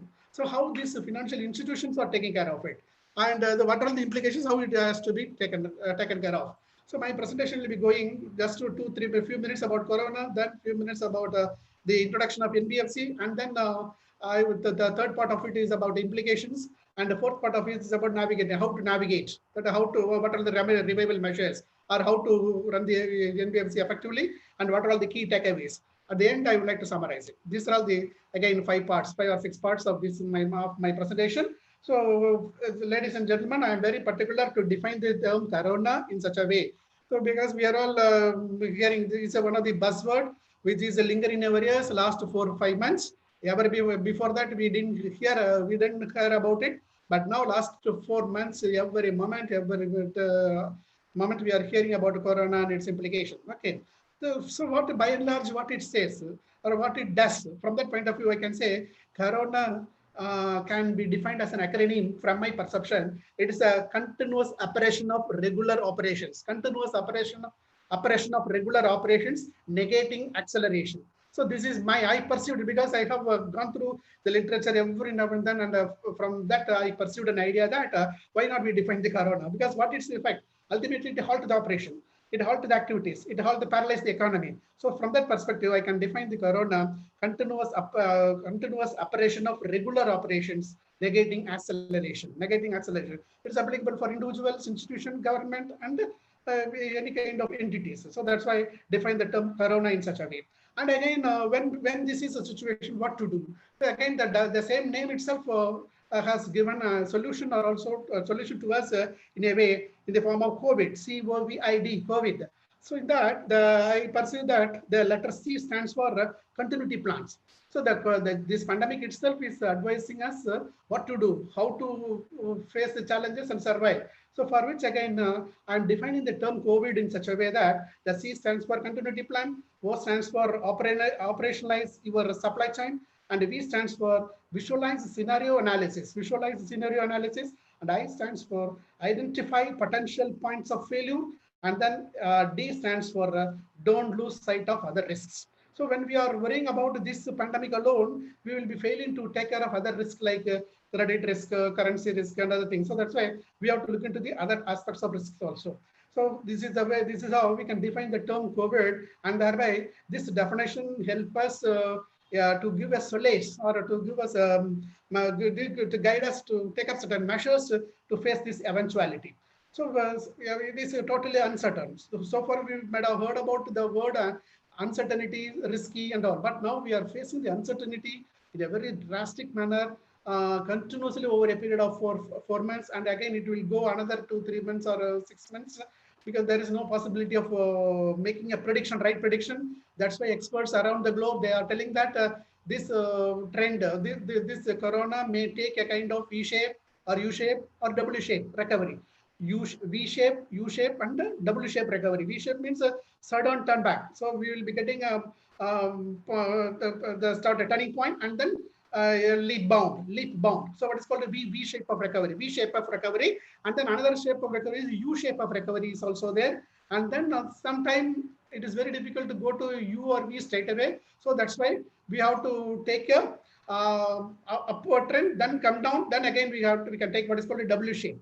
So this is how the recovery of this issue, recovery of this pandemic has been predicted in 3 dimensions. One is V recovery, U recovery, and W recovery. So whatever it is, whatever be the recovery, first the shape of the recovery, it is better to come out from that to some extent. But it cannot be done all said and done. It will be taking place in a phased manner.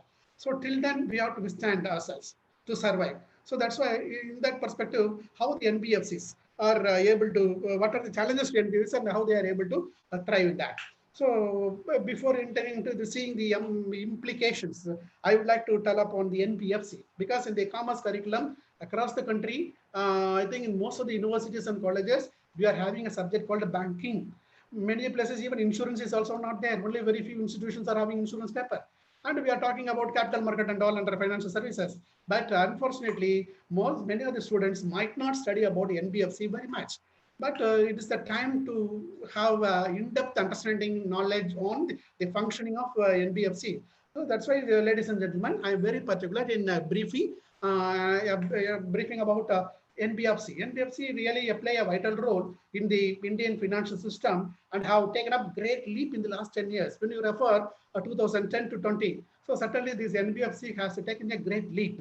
So that's why when a particular institution is gaining momentum, when this kind of untoward situation or uncertainty comes, definitely it might have heard a severe blow. So how it withstands it, and how it may be able to overcome, what kind of turnaround strategy they could take. So that's why that is the purpose or motive of this lecture. NBFC play a pivotal role in the Indian financial system and have taken a great leap in the last 10 years. And they penetrated to remote areas. The uniqueness of the NBFC is they are really penetrated into remote areas and offer credit. So thereby they are able to identify the people at the grassroots level and provide them a kind of financial assistance with which they are working for empowering the people financially. So financial empowerment or economic empowerment could be done to some extent, and thereby they are fulfilling the goal of financial inclusion as laid down by Government of India. So there are a lot of paradoxes in our growth process. So India has grown, but the growth has not shaped pakka. So it has a lot of vacuums. One such vacuum is exclusion of certain sectors in the growth process. In that case, the weaker sections, the rural area, people in the rural area, industries in the rural area, even so-called small unit, micro MSME. So they have been not taken a legitimate part in the growth process, and that's why it is very much essential to involve them in the growth process in order to ensure a holistic growth, for which this NBFC is acting very positively in creating that kind of inclusiveness. So that's why from that perspective, there may be a lot of lapses or failures that, but the purpose, I am talking about the purpose or goal for which this NBFC has been allowed. The NBFCs are more or less like a banking organization, but they are not having banking license. They are registered, most of the NBFCs are registered with RBI. So they are not governed by Banking Regulation Act, but they are directly governed by RBI. Around 10,000 NBFCs are there right now in India. But how many of us are know? How many of our students are knowing about NBFC and their functioning? So they are spreading across all 601 districts of all 35 states. In India, around 601 districts and 35 states it spreads. That means wider diversity of NBFC paves the way for making them to get into the effective outreach at the grassroots level, and thereby the banking function could be performed very effectively through NBFCs. Because many times bankers are acting in a very sophisticated way. They may not be interested in going deeper route or grassroots, and that's why that role has been fulfilled by NBFC. And as I said, in the last decade, they are growing very fabulously. And what is the uniqueness of it? How they are getting that kind of recognition? They are really working for wealth creation, and they are generating employment opportunities. And they bank credit, especially to the rural areas and financially weaker sections. And they don't have basically the banking license, but offer various banking services to the people. And they are actually engaged in the business of loans and advances, acquisition of shares, stocks, bonds, then debentures and securities. And they are witnessing a stable growth in the last decade, as I said, even beating the slowdown of the economy. And as I said, to a surprise, the Reserve Bank of India has really cancelled the license of 1,701 NBFCs in 2019. During 2019, the Reserve Bank of India has cancelled the license of 1,701 NBFCs. That shows that RBI is also very keen in looking into the operational efficiency of the NBFC, and accordingly they are taking action to even remove the licenses also to operate as NBFC. So that's how the NBFCs are being regulated. and regulated by RBI directly, and it also provides a lot of shocks for NBFC to withstand uncertainties. And generally, again, RBI is taking up continuously measuring the efficiency of the NBFC in the form of identifying their annual turnover, then annual net profit, and the social engagement of social engagement and reach. So these are the three parameters with which Reserve Bank of India is monitoring the performance of NBFC in terms of their turnover, in terms of their annual net profit, and the social engagement and reach outreach. As I said, outreach is really better, and they are working for the empowerment of the people, and they are working for fulfilling the goal of financial inclusion. So in that way, the NBFCs are inevitable for a country like India, where we have a wide dispersal of the customer category, the customers, wide variety of customers even at the grassroots level itself. So in order to reach them, again, this number of NBFCs are very much essential. By showing their efficiency continuously over a period of years, some NBFCs are becoming small finance bank now. Very recently, Reserve Bank of India has promoted them or giving them a kind of banking license, and thereby they are able to attract a demand deposit also. Only right now you might have heard about new small finance banks, new small finance bank, SFGs like Suryodaya Bank and others. So they are really, even now when we see as a customer, when we see they are performing well. So when it is the case, why not be encouraged? Why not we create an ecosystem for NBFC, effective ecosystem for NBFC, parallelly functioning with the banking ecosystem. Banking ecosystem is there. In line with that, how to equip the non-banking system. When we see the changes that are taking place in the banking arena, definitely in one way or other, government is also very particular in encouraging NBFC in the years to come. So many more NBFCs will come, and many NBFCs will perform well. Sometimes they may outperform the banks, and thereby it will become the day of NBFCs after some time. So that's why, with all confidence and hope, I am saying that NBFC will be one of the important entity, finance entity in the years to come or in the days to come. So this is how the government is also approaching its policies towards banking. Okay, then when we see the statistics of the one or two statistics about the NBFC, the microfinance institution network, that is MIFIN, it is called MFIN. MFIN says that the NBFC's gross loan portfolio has witnessed really 47.85% growth in the year 2019 when comparing to the previous year. Really, they have raised their portfolio size is 2.10 lakh crores in 2019 when comparing to 1.36 lakh crores, 1.36 lakh crores in 2018. So that shows that nearly 47.8% jump. That's why I said that leaping growth. So the NBFC is having the leaping growth in the last decade. So when some institutions are having strong potential to grow, it is very much essential to encourage them.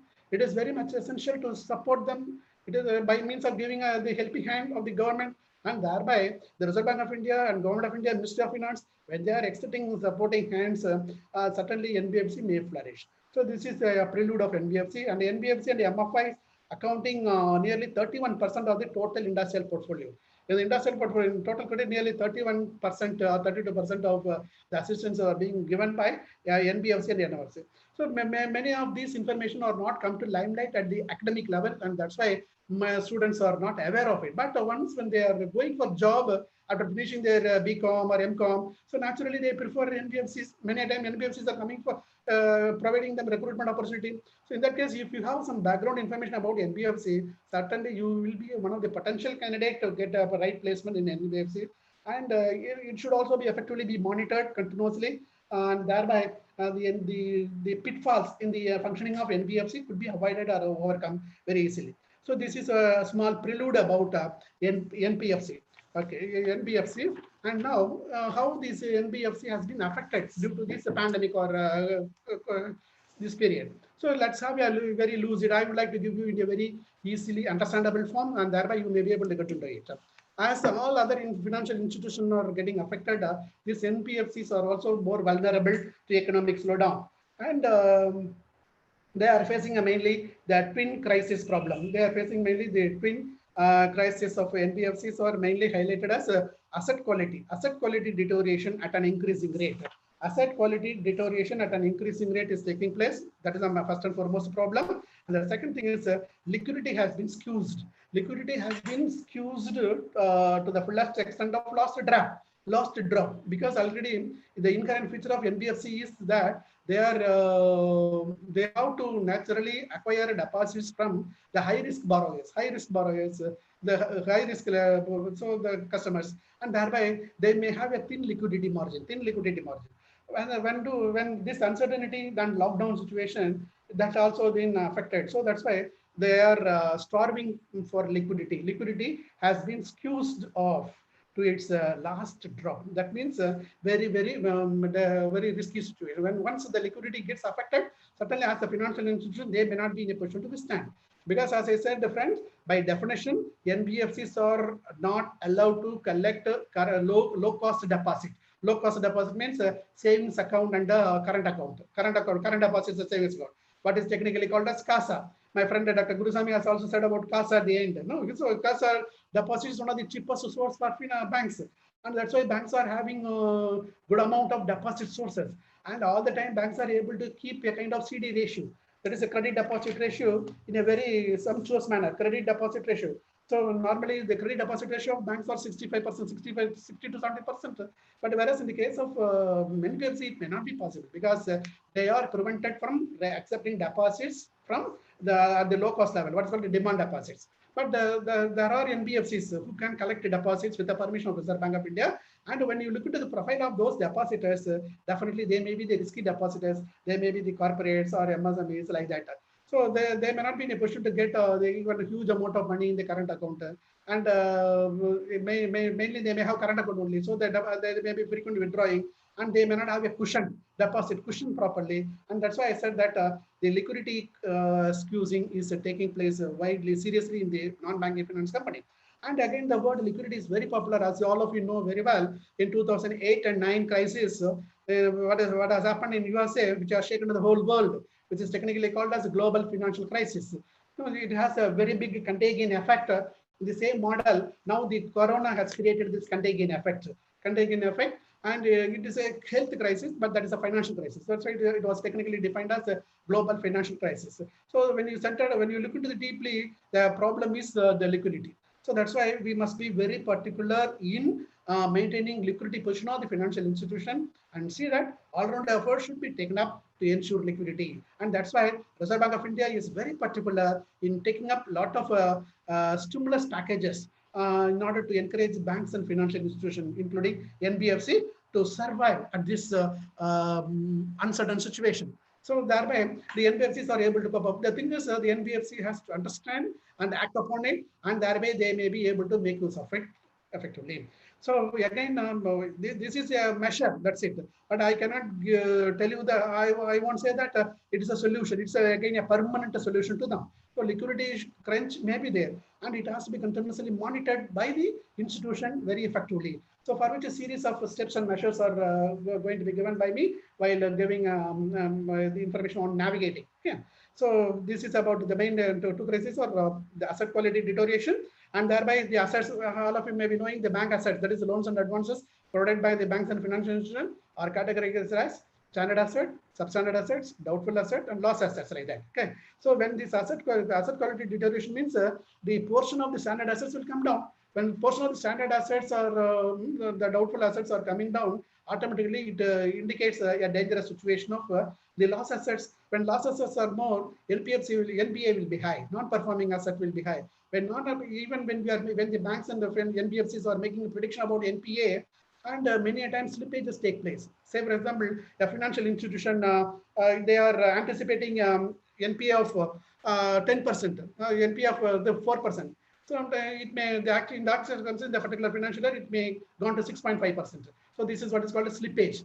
Or else, in terms of financial terms, I'm expecting the particular financial institution expect an NPA of 125 crores, but whereas it becomes 165 crores. So this is what is called what we have expected and what is happening actually. This is what is called a slippage, and that slippages are taking place in many cases irrespective of the institution in a large scale. So that's why asset quality deterioration is one of the important problem. And the second thing is the liquidity crunch. As I said, liquidity is being squeezed to the last drop.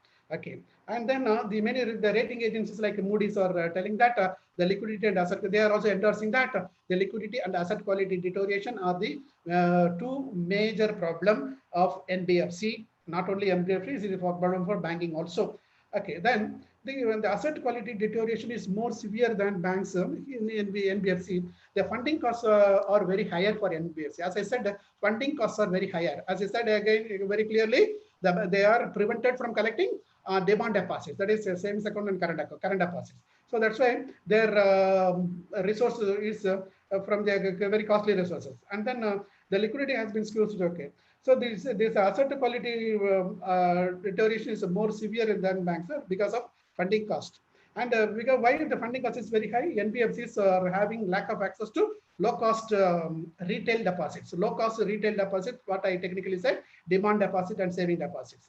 And again, to compensate this, what the NBFCs are doing, the NBFCs are need to earn high asset yield by borrowing, by focusing more on risky borrowers. By focusing more on risky borrowers, they have to collect deposits. That means they need to earn high asset yield. High asset yield means the return what we are going to get from that should be high. Then only we may be able to make the interest payment, and thereby NIM, net interest margin, will be lucrative, or else the spread will be positive. Spread, SPREAD, spread. Spread means the difference between the interest income and the interest expenditure.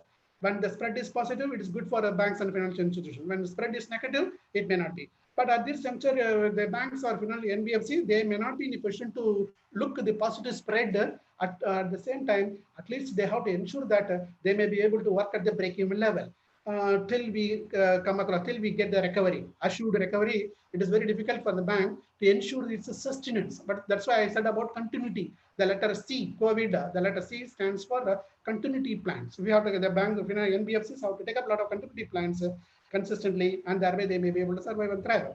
And then exposure to corporates and the real estate sectors will be most at risk.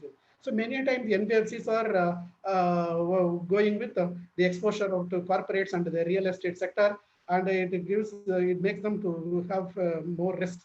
And NBFCs operate on a very thin short-term liquidity on their balance sheet, and the asset liability mismatch is also taking place. I would like to give you clarity on that asset liability mismatch. This is also another research potential area which you can look into, because when your father, the additional principal said, a lot of issues have to be identified, deliberated on that in the form of taking up research or a project. So that's why this webinar may be helpful for the viewers to understand the specific issues and try to keep it in your mind as a theme, and you can take up as a project, either at the UG level, PG level, or even at the research level also you can take up, because a lot of wonderful research opportunities are there when we have a detailed discussion at the time of the uncertainty like this. So one is asset liability mismatch. Here NBFCs are directed to offer the moratorium to its debtors. So as per Reserve Bank of India, is telling that moratorium, that is a 6 months moratorium, the 3 months initially, and it is extended to 3 months, further 3 months. So thereby up to August, the 31st August, it is being given. So moratorium. So the NBFCs are also forced to give moratorium to its debtors. But whereas its lenders have been reluctant to extend the same relief to the NBFC. Lenders, because NBFC is getting money, so they are not giving this kind of moratorium. So when it is the case, NBFCs are having a higher share, because many times NBFC borrow money from capital market. NBFCs are having higher share of capital market borrowings where no moratorium has been announced. So many times, when the NBFC is borrowing money from banks, it's good. So because they can avail the moratorium. That's how from Yes Bank they have availed some NBFCs availed the bank, availed finance, and they are unable to make payment, and that's how Yes Bank they came into trouble. And generally, by and large, when you look into the sources of money, sources of fund for the NBFC, many times they are raising. They are raising or they are borrowing money from capital market where no moratorium has been announced. So when it is the case, on the one side, that inflow is getting affected, but whereas there is no benefit from the outflow. So when it is the case, certainly the NBFC may be in trouble, and which in turn raises the liquidity crunch and all. Okay, this is about the NBFC and the NBFC's implications of Corona on our COVID towards NBFC. And the popular NBFCs is like Power Finance Corporations, Sriram Transport Finance Corporation, Bajaj Finance, and Mahindra and Mahindra Financial Services, Mukut Finance Company, and HDFC Finance Services, Cholamandalam, Tata Capital Financial Services Limited. These are all the top NBFC companies. Every quarter or every year, the Reserve Bank of India is analyzing the performance of these NBFC, non-banking finance companies. As I said, with respect to three important parameters. One is the turnover, then profit, and then third one is social social outreach. So with these three parameters, they are continuously evaluating and identifying the efficient NBFCs. When it is the case, definitely, even in eventuality like this, they must be able to survive. So implications, I said, again, these implications can be put in another dimension in a very easy way, in a very graphical manner. You could understand it very easily. So lenders, this NBFCs, non-banking finance companies, are facing higher NPA, as I said, higher NPA and higher credit costs and lower revenue. So these are again, as I said, as I used to tell, conflicting goods, conflicting problem. So one is higher NPA, then higher credit cost and a lower revenue. So how to mitigate? So the NBFCs, how to find out a way out to survive when the situation is like this. NPA, non-performing asset level, is increasing, and then credit cost is also increasing. Credit cost means the amount, the source, the fund, what is being raised by NBFC so as to lend. So for which they have to give compensation. That is the interest payment by the NBFC. When it is like high, certainly the yield, the difference between the yield and the cost will be low. So that's why the higher credit cost and then the lower revenue. These are the three-pronged problem for NBFC. Okay, how it can be viewed. So I would like to tell you the entity with which NBFCs are dealing with. Maybe classified into three categories, into two, and then put together overall also. One is the salaried individuals, another is MSME and corporates, and the overall economy. So these are the three categories of entities which are whom they are approaching the NBFC. So two category and overall economy. And what will be the impact? What are the direct impact of this COVID on this? What kind of impact is created? Number one, as you all know very well, with respect to salaried individual entity, job losses are there and salary cuts. Everywhere job losses and salary cuts. When it is widening, automatically the individual, the so-called salary class of employee, they are unable to make EMI payment regularly. When EMI payment is not coming regularly, automatically the loan will be stuck up, and there is a chances for deterioration in the asset quality. Suppose when as an individual, when you are availing home loan, you are unable to make EMI payment because of salary cut or because of job loss, and thereby the NBFC is getting affected, finding a problem in recovery. And so these two impact with respect to individuals. And with respect to MSME and corporates, again, I would like to tell you the two direct impact. One is loss of revenue, and another one is the delayed payments from clients. This is also happening for all the MSMEs, micro, small, and medium enterprises. Micro, small, and medium enterprises are again another worst, another entity which has been hit by the corona very seriously and severely. And these MSMEs and the corporates, so they are finding loss of revenue. As also when the lockdown period, there won't be any transaction. Even manufacturing, marketing, demand, supply chain has been getting disrupted, and that's why the infrastructure, the facilities, the transportation and others are not taking place in a normal way. So that's why the economic recovery, the turnover will be very less, and they are unable to make a revenue. The revenue portion is very low, and whatever they may be able to get a minimal revenue, with that they are able to sustain. So that which in turn gives the loss of revenue for MSMEs and corporates. And another direct impact is delayed payments from clients again. So they are when they are going for the credit transactions, so they have to get it in the form of, if it is a bills receivable, that bills receivable has to be encashed. So in that case, the delayed payments, again, moratorium is also given, and that benefit has been extended to the borrowers also, and thereby NBFCs the another direct impact to the MSMEs and corporates are delayed payments from the clients for them also. So having produced the goods, they have to sell. While selling, when they have gone for a credit sale, automatically they have to wait for a collecting their revenue. And when they are waiting to collect the revenue, they may not be in a position to make payment to banker. So the loss of revenue and the delayed payments from clients is another direct impact on the MSMEs. And then with respect to overall economy, the slowing GDP growth, possibly a recession is taking place, economic recession, with the slowing GDP growth, possibly leading to a big recession, and then higher unemployment. So these are the two even disheartening problem happening in the present context. So this is at the macro level, we have to keep in mind.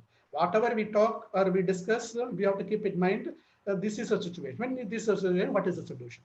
Again, there won't be any one ready-made solution immediately. There is no instant solution. It is not only with respect to the vaccine for corona. It is for finding out a solution for all this kind of financial and economic problem also.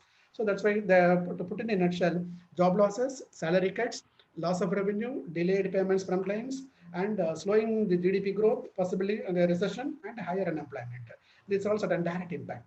And again, with the entity-wise, we can see the specific implications for lenders. What is implication? When this is a direct impact on the individuals, on the MSMEs, and the overall economy, what will be the impact for the lender? Here I am presuming that lender is the NBFC. Lender is the NBFC. When lender is the NBFC, what may be the problem? With respect to individual categories, shrinkage in the pool of prime borrowers. So normally, as a bank, as a financial institution, NBFCs are having their borrowers list. In that term, they may categorize them in terms of their prompt repayment. When the prompt repayment borrowers are more in number, that NBFC can serve successfully.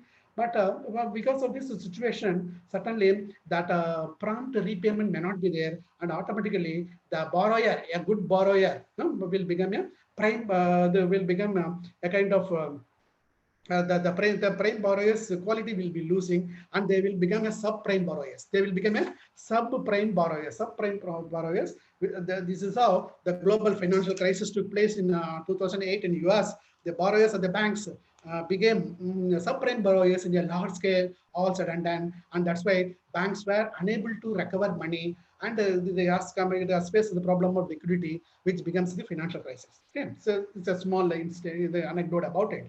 So shrinkage in the pool of subprime borrowers, shrinkage in the pool of prime borrowers, and thereby that means that's a group of the pool of subprime borrowers are more. The pool of subprime borrowers are more. That is one implication. And second implication is increase in the pool of there is an increase in the pool of subprime borrowers. And then low card spends, the credit card, the card what is being given to the customers, they are unable to make use of it. When there is a low card spending, automatically the revenue will come down, and naturally the income will go. The banks will be losing, the NBFC will be losing income. Then with respect to the MSMEs and corporates, the higher delinquencies, the disconnections, they are unable to ensure the continuity. So higher the delinquencies halt their operation, and thereby the economic transaction may not take place, which in turn affect the revenue, and thereby it will affect the revenue of the NBFC. And a more requirement for working capital. Many times this NBFC and the corporates are very particular in getting more amount of working capital at this juncture, in this critical situation. That is uncertainty. The pandemic situation, so certainly they are in need of more working capital, and naturally the NBFCs have to readjust their working capital schedule, and accordingly give them additional working capital, or else lengthening the credit period, and thereby the NBFC may lose the revenue to some extent. So more requirement for working capital is needed for the business units and the NBFC in order to ensure their continuity operation, or in order to retain the good customers. That is MSME and corporate customers. They have to provide them additional working capital, extra working capital, by means of adjusting their repayment schedule and other thing. Even adjusting the operating cycle itself, they have to give up more working capital. And then with respect to the overall economy, the higher credit cost, as I said, the credit cost has been increased by 280 points, 280 BPS. BPS means the basis points. 280 basis point has been increased in the financial increase in 20 and 21 also.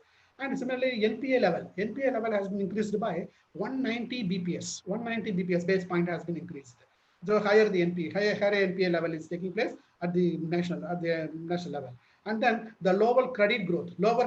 As you all know, even in the introductory, while giving a welcoming address, the inaugural address, the father has said that the banks have money, but they are unable to lend. So they cannot. They have to give money. They could lend only those who are asking. Those who are asking in a genuine route. But what the banker can do is they can adopt a human approach. With all human, they may be able to lend by adopting at least the minimum stipulations. So there are, though they have liberalized many things, and the thing is the borrowers. Again, the borrowers are they don't have the opportunity, potential business opportunity, and that's why they are unable to approach the NBFC to avail financial support. So the lower, thereby the credit growth is not increasing up to the mark, and the lower credit growth has come to 500 to 800 BPS.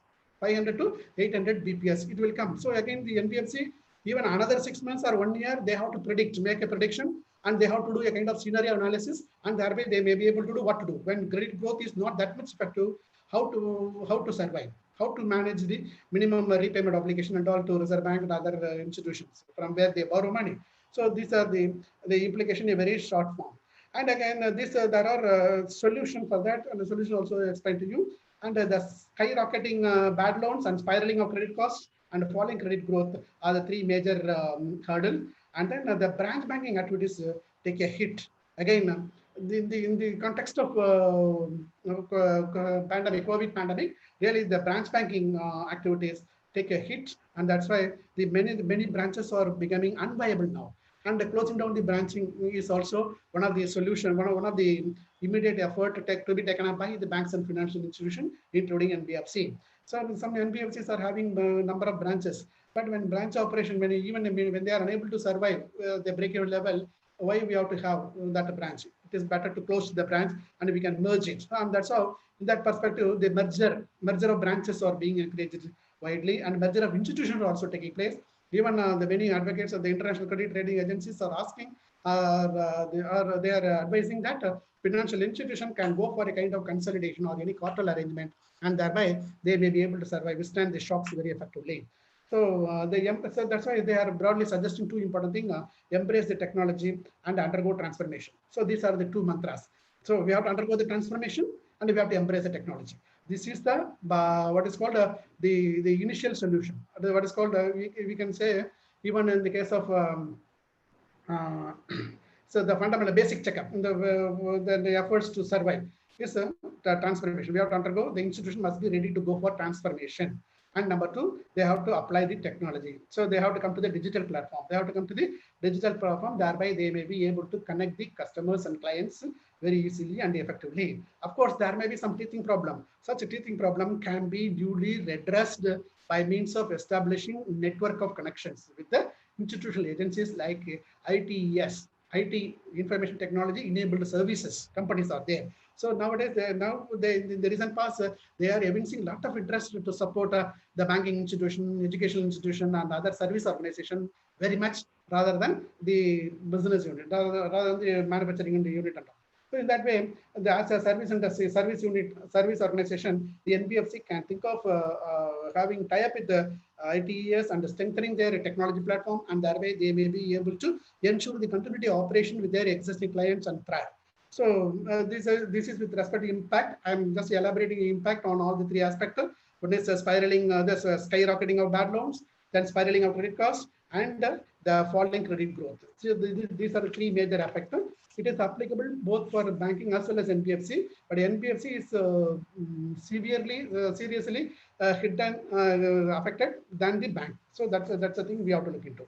Okay, how to navigate at these circumstances.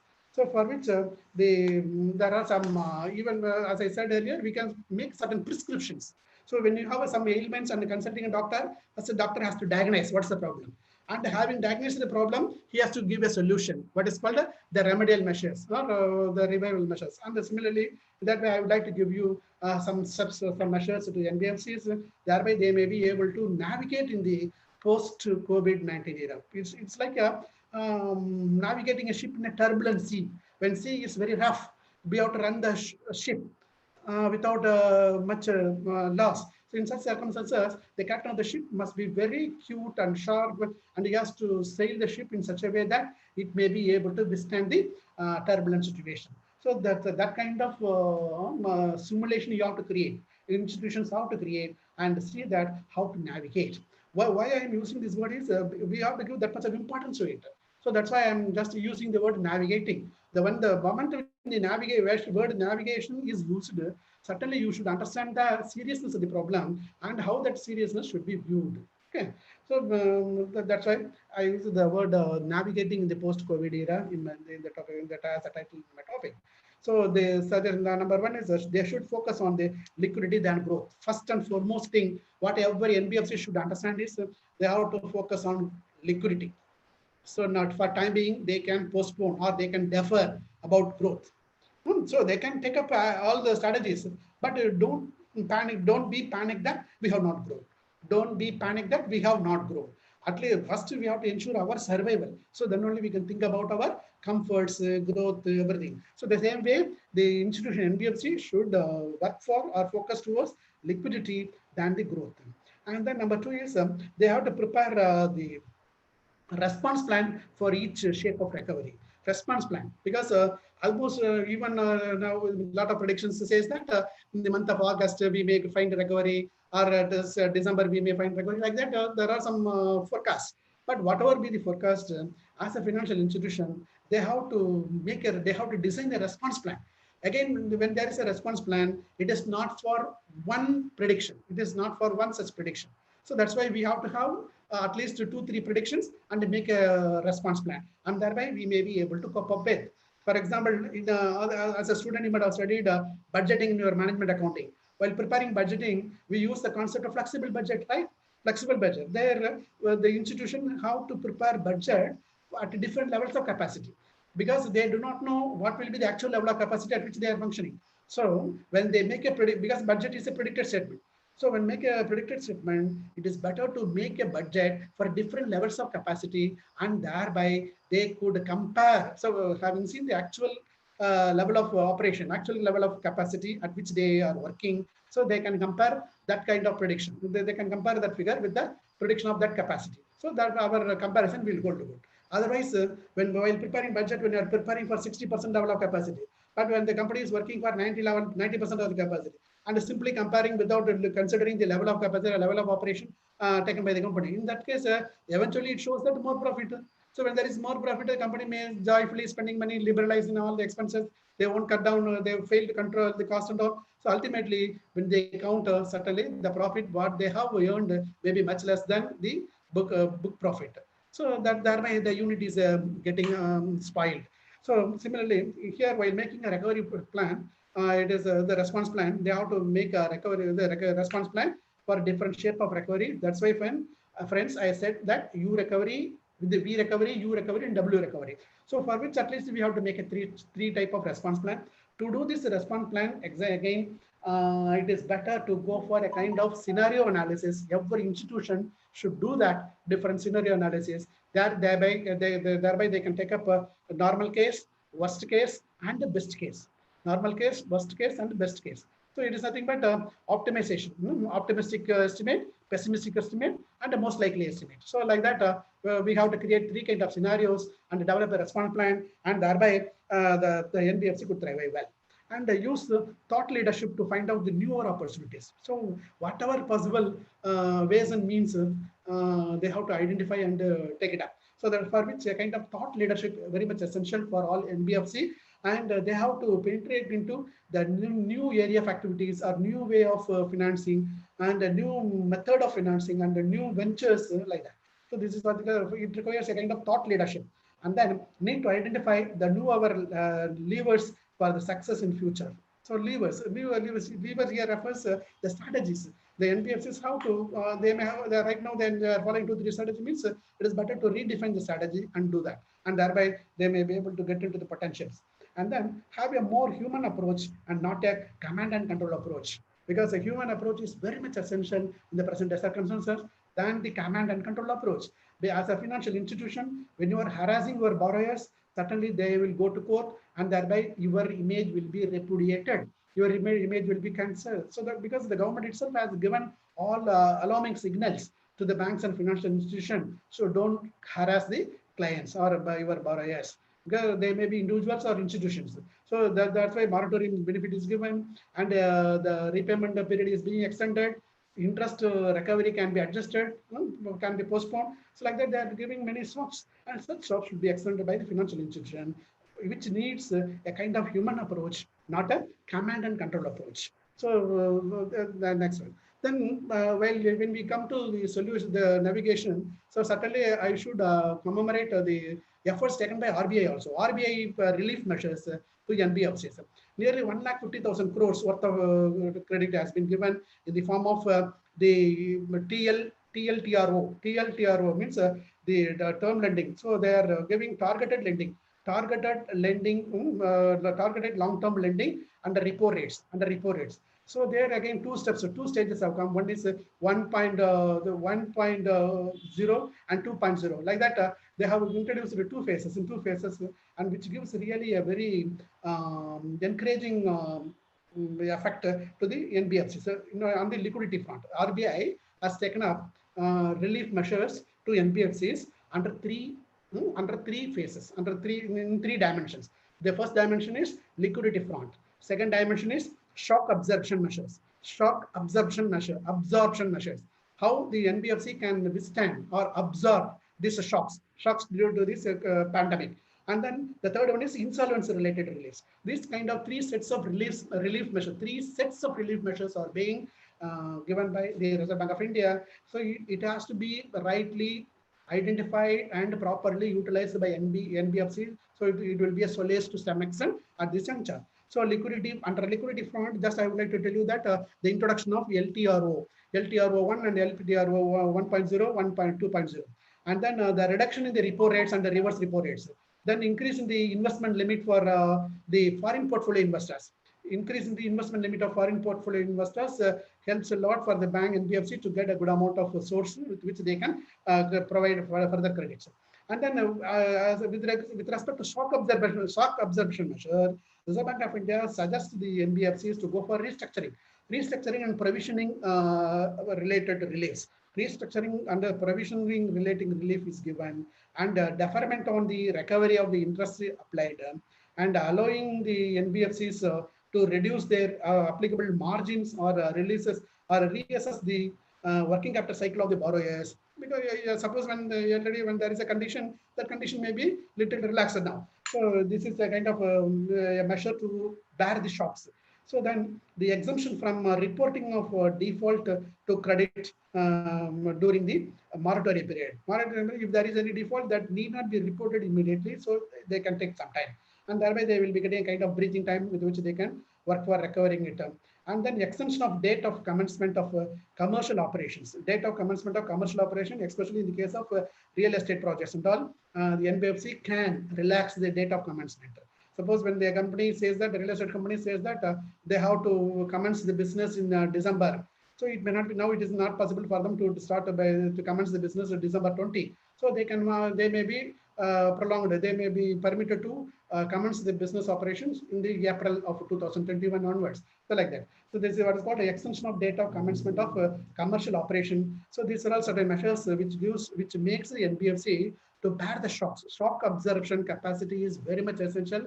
What all of us might have felt in driving a two-wheelers or car. Now, when shock absorbers are not functioning, we may not be in a position to have a smooth ride. Similarly, here, the financial institution, especially NBFCs, they have to have the kind of shock absorption measures many a time, which is being given by the regulator like RBI and the government of India and others.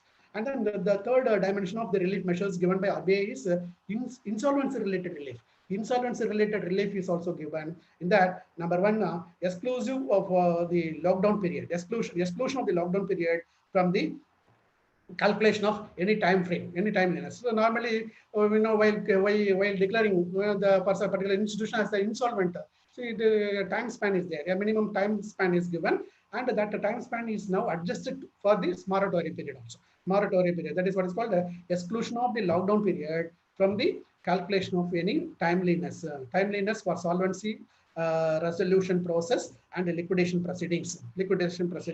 And then exclusion moratorium period also. Lockdown period as well as moratorium period can be adjusted. And again, this NBFC broadly classified into two. This extension of moratorium period is applicable for that systematic improvement, important NBFCs and deposit NBFCs. So it is applicable for them also. And then the third point under the insolvency related relief is increase in the threshold for initiation of the corporate insolvency resolution process. Corporate insolvency resolution process under the Insolvency and the Bankruptcy Code. Insolvency and Bankruptcy Code 2016 says that when the default is 1 lakh, it's then automatically they may be the initial all proceedings can be taken up to declare insolvency. But now that limit has been that threshold limit has been enhanced from 1 lakh to 1 crore. So it's really a big support for the NBFC with respect to insolvency related relief. Then thereby, sometime due to eventuality in the real sense, the borrower may not be in a position to pay, and he may be having an accumulated loss of 5 lakhs or 10 lakhs.